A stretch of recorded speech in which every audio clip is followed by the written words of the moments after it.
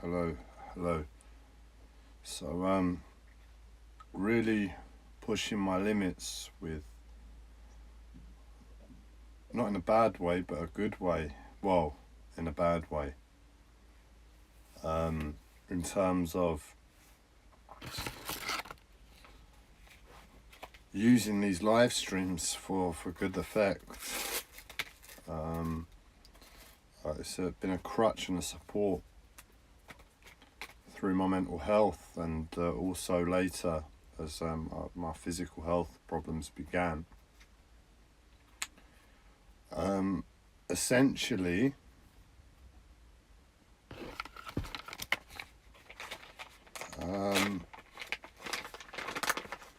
it's just been taken to a new level because for my mental health, where I currently am, I wouldn't be making live streams. I'm too depressed, and my mental health alone hasn't got the stimuli, the normal effect upon such a depression to get me up and moving.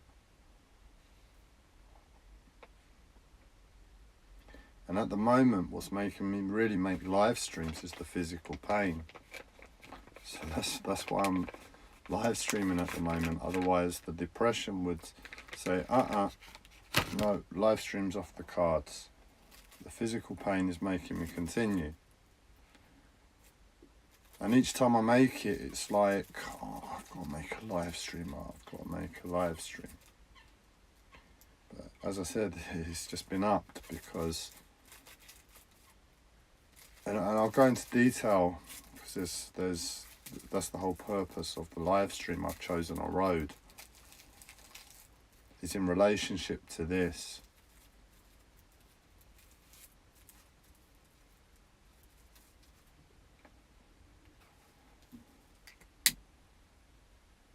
And what's happened is I've been working through really strong, powerful, an attempt by my mental health to get a bit of attention. And I've been working through it, and I'm here on the chair, and what's happening is, as my mental health is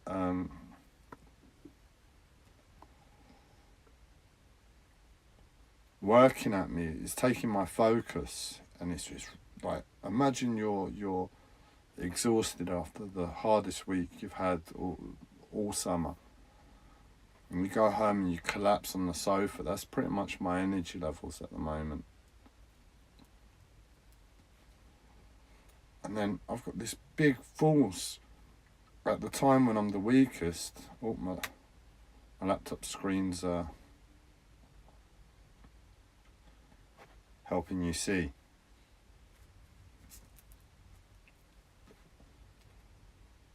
And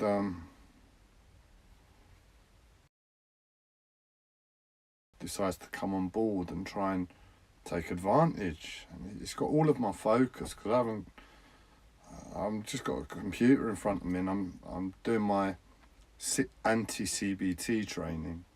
I've taught myself how to cope with the effects of CBT. I mean, my mental health is bad enough, but the stuff they give you to remedy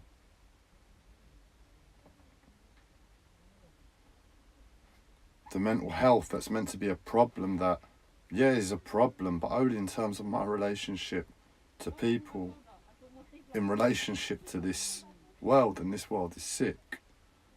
So really, I don't really have a problem, but I do have a problem because this sick world is real, and that is my life. So it depends how you look at it.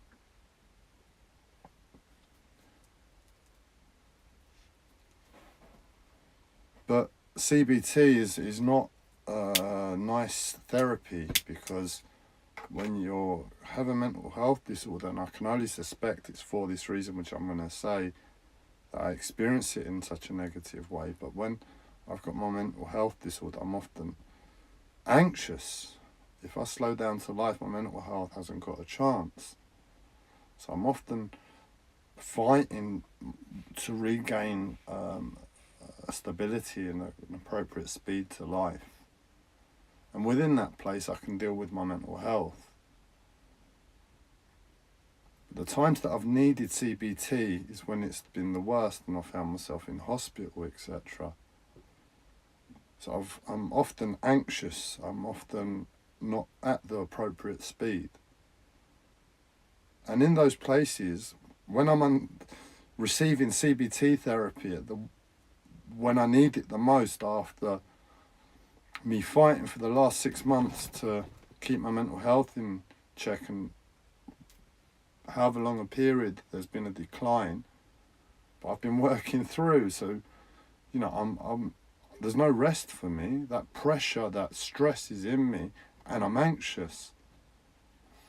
And the way CBT therapy works, I don't understand it. My sister's a practitioner, but my personal experience of it is like I'm there, and like the movie American Hustle, when they put that man's head, it's a gangster film, and modern day, he's a con man, but he's a sham. He's a joke of a person, and he tries to be a con man, and he makes a living that way still. And through the movie, near the end, what they do, this man, I believe it's him, he gets in the car, it might be another character, but he gets in the car and there's people that basically want to kill him. And they put a bag over his head from the back seat. They come up and they strangle him, and he's inside this bag that's red. And I don't know if they're trying to scare him. I can't remember the storyline, the plot at the time, but I don't know if they're trying to just scare him or kill him and he manages to come out of the bag, or after he gets scared, they remove it. But basically, inside that bag, he has all these ideas and realizations when he's near death, and that's kind of where I am in terms of spirituality. I'm near death all the time, and I get spiritual insights. But that's the same concept I get with CBT. It's a bit like that. I'd rock up hoping for some therapy, like to talk my problems through, figure it out emotionally and everything else, mentally. And what happens is I talk and they ask me questions, and sometimes they stop me from answering because they're too quick, and that's part of the therapy from my perspective as a patient of it. The part of the therapy is to confuse the brain and specifically interrupt flow of conversation during an emotional, poignant time that the therapist spots. And then they interject a question and don't let you answer. And that confusion, that experiencing that emotional pain and then being thrown into another question when you're put into a new place, and you're carrying that emotional baggage that you were just connecting to,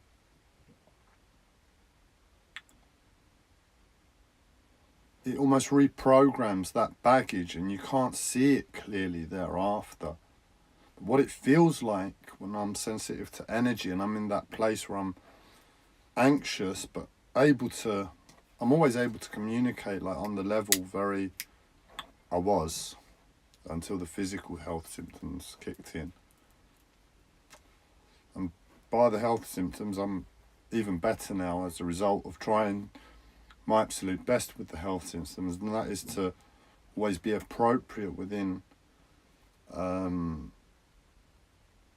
anything that's professional. In other words, unless I'm going down the shops or anything like that, if it's talking to doctors or on the phone to the tax man, then I'm going to put on that professional image, present myself that way. That's the appropriateness I see. If I'm going down the shops or speaking to my mobile phone company, I'm going to be a bit different.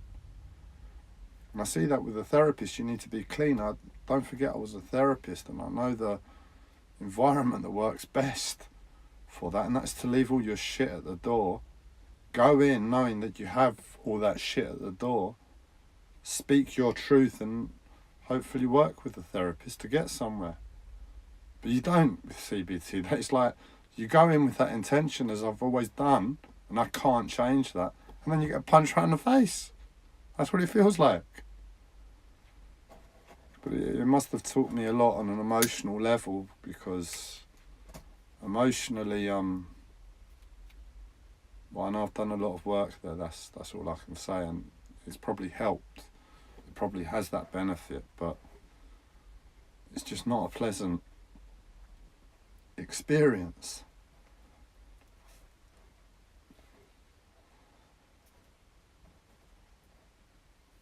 So how did we get onto CBT? We were talking about and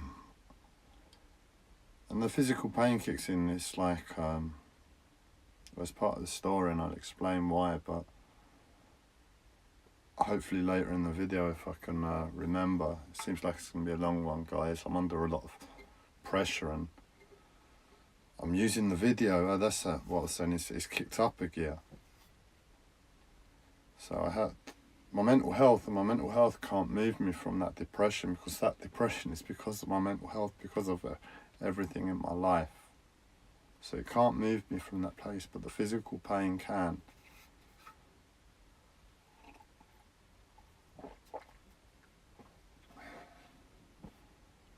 And I guess what's happened with my mental health, all of a sudden trying to take advantage of me when I'm weak,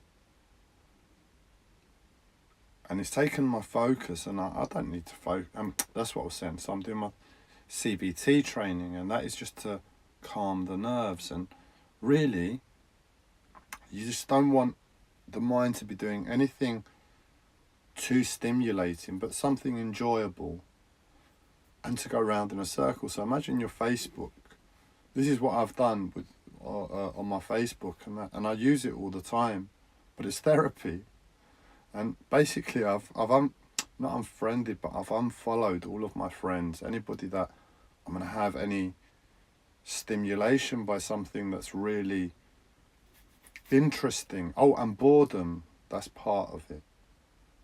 So with my Facebook page, it's like nobody I know. It's just like friends that that have friended you from a distance that you can't even remember how you know them, how you've become friends with them on Facebook.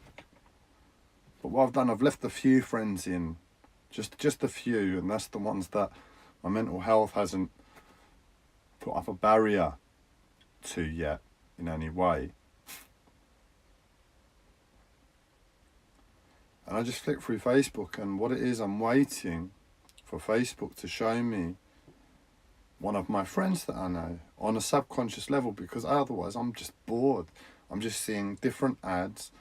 I'm seeing different things Facebook wants to show me in relationship to my activity, and all the data it collects on me, and says, oh, he might like this, oh, he might like that. Oh, today we'll show him loads of martial arts videos. Tomorrow we'll show him loads of half-naked women. That's Facebook. And I don't really want to see anything other than what my friends have to say. And I've only got a few. And it's like, I might see one or two friends